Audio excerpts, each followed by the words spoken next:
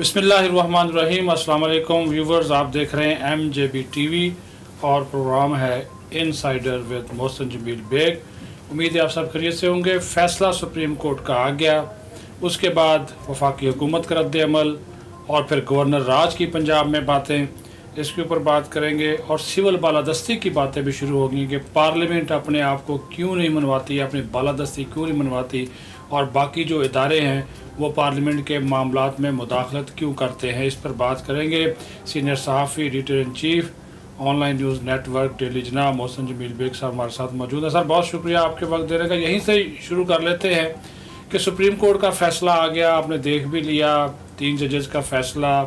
وفاقی حکومت نے بائیکاٹ کیا پروسیڈنگ کا، اور اس کے بعد انہوں نے فیصلہ بھی مسترد کر دیا اس کو متنازع قرار دیتے ہوئے. اس کو کیسے دیکھتے ہیں اور اس کے اثرات اب کیا ہوں گے؟ بہت شکریہ جی. بیسیکلی میری رائے کیا ہو سکتی ہے، پاکستان میرا ملک ہے اور میں صدیق صاحب بڑا ہی پریشان ہوں کہ ہم نے کس حد تک اس ملک کو نیچے لے کے جانا ہے.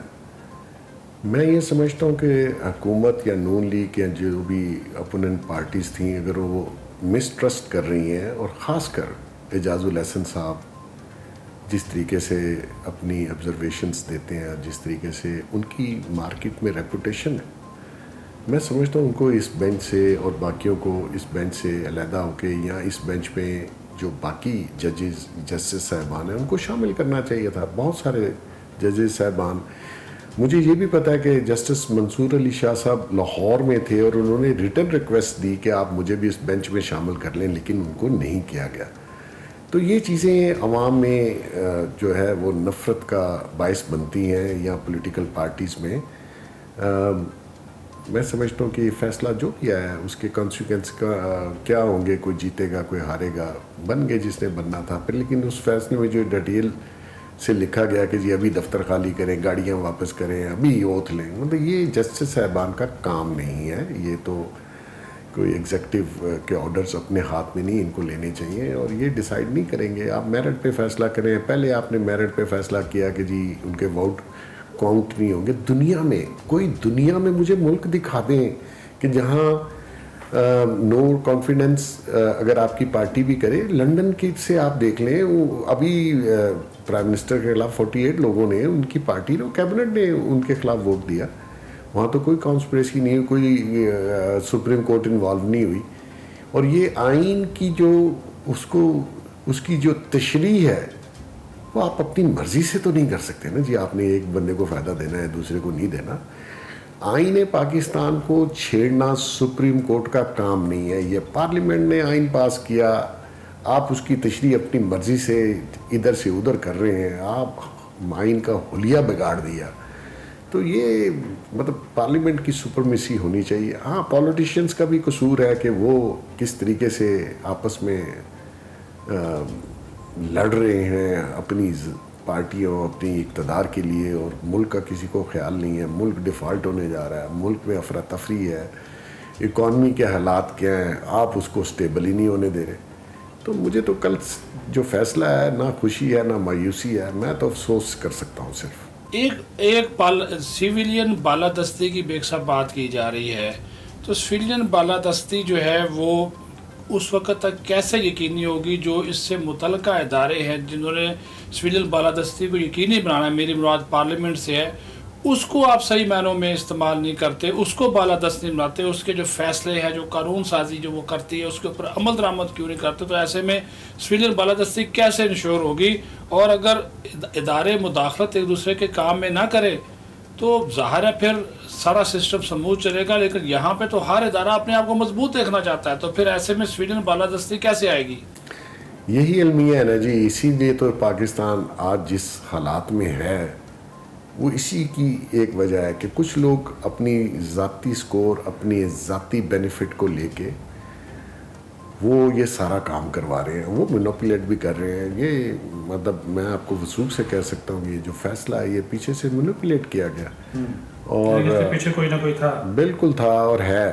اور وہ یہ ذاتی ایشوز ہیں. وہ چاہتے ہیں میں آ کے کرسی پہ بیٹھ جاؤں، دوسرا کہتا ہے میں بیٹھ جاؤں.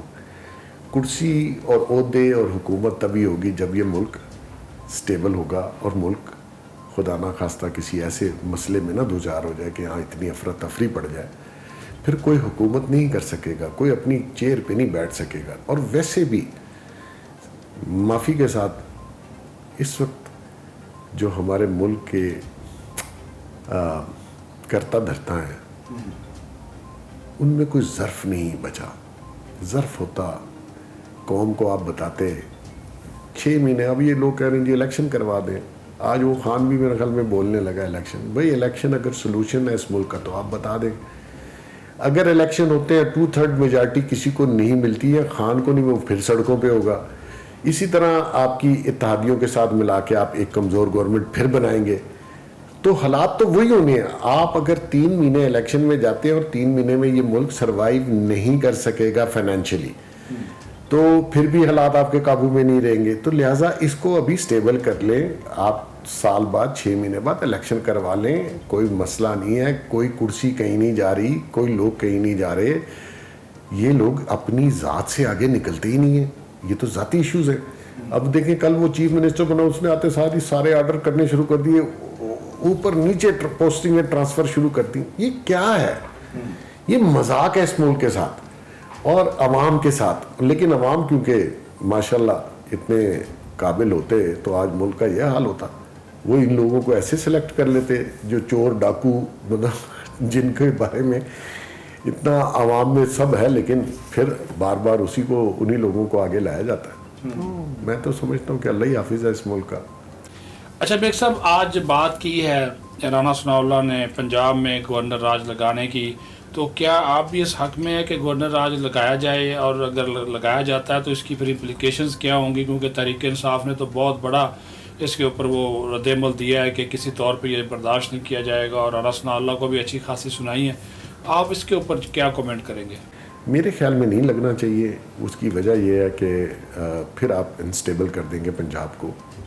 आगे 3-4 महीने से जो ड्रामा चल रहा है, उन्होंने हमजा शहबाज की गवर्नमेंट स्टेबल नहीं होने दी। हालांकि ये पाकिस्तान के लिए ज़रूरी था, लेकिन बहरहाल क्योंकि परवेज़ इलाही साहब और बाकी कुछ कुफ्तें चाहती हैं कि पाकिस्तान नवंबर तक स्टेबल ना हो पाए और कोई गवर्नमेंट सरवाइव ना करे और केयर टेकर गवर्नमेंट्स बना दी जाएँ, तो मैं समझता हूँ उनको एहसास नहीं है कि केयर टेकर गवर्नमेंट के दौरान मुल्क के हालात मज़ीद ख़राब हो जाएंगे।